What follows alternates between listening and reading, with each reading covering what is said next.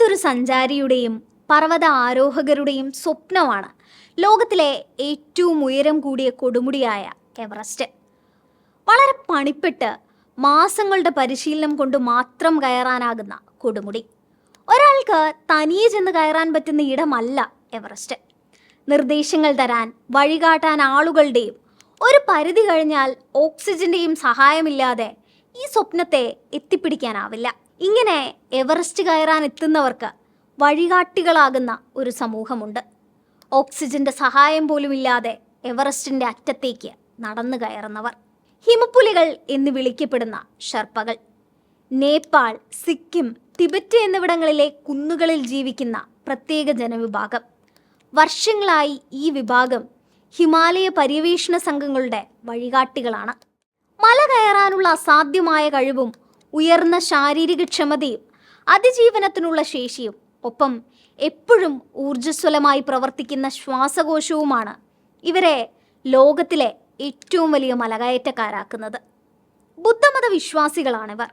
Tibetan ഭാഷയുമായി ഏറെ ബന്ധപ്പെട്ടിരിക്കുന്ന sherpa ഭാഷയാണ് ഇവർ സംസാരിക്കുന്നത്. നേപ്പാളിലെ സൊലുങ്കുപു ആണ് ഷെർപ്പകൾ ഏറ്റവും കൂടുതൽ കാണപ്പെടുന്ന സ്ഥലം. 1600 ആദ്യ നാളുകളിൽ ടിബറ്റിലുണ്ടായ മതപരമായ സംഘർഷത്തെ തുടർന്നാണ് ഇവർ ടിബറ്റിൽ നിന്ന് നേപ്പാളിലേക്ക് കുടിയേറുന്നത്. എന്നാൽ ഇവിടുത്തെ മഞ്ഞും പാറ നിറഞ്ഞ ഭൂമിയും കൃഷിക്കെതിരായിരുന്നു.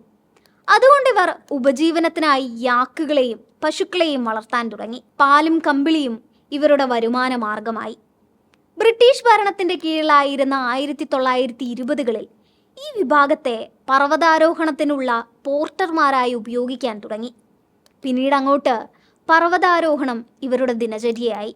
1953 ന്യൂസിലൻഡ് പർവ്വതാരോഹകൻ എഡ്മണ്ട് ഹിലരി ആദ്യമായി ഹിമാലയം കീഴടക്കിയപ്പോൾ ഒപ്പം ടെൻസിംഗ് നോർഗെ എന്ന ഷെർപ്പയായിരുന്നു വഴികാട്ടി. ഇതോടെ ഷെർപ്പകളുടെ ജീവിതം തന്നെ മാറിമറിയുകയായിരുന്നു.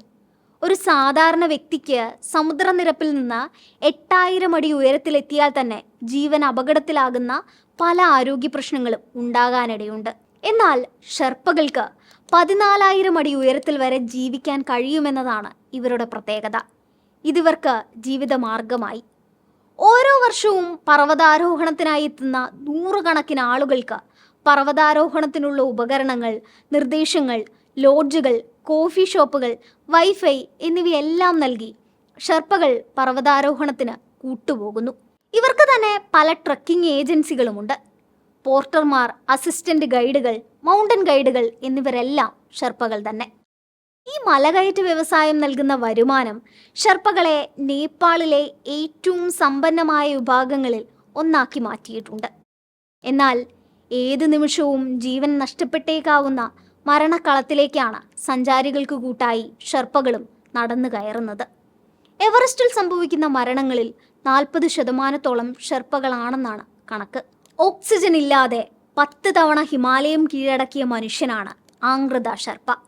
പ്രത്യേക ഓക്സിജൻ സംവിധാനം ഇല്ലാതെ ശൈത്യകാലത്ത് ഏറ്റവും കൂടുതൽ പ്രാവശ്യം എവറസ്റ്റ് കീഴടക്കിയ റെക്കോർഡ് അദ്ദേഹത്തിൻ്റെ പേരിലാണ്. 26 തവണ എവറസ്റ്റ് കയറിയ കമീർദ ഷെർപ്പയ്ക്കാണ് ഏറ്റവും കൂടുതൽ തവണ എവറസ്റ്റ് കീഴടക്കിയ റെക്കോർഡ്. ആപ്പ ഷെർപ്പ, ഫുർബി താഷി എന്നിവർ 21 തവണ എവറസ്റ്റ് കയറിയിട്ടുണ്ട്.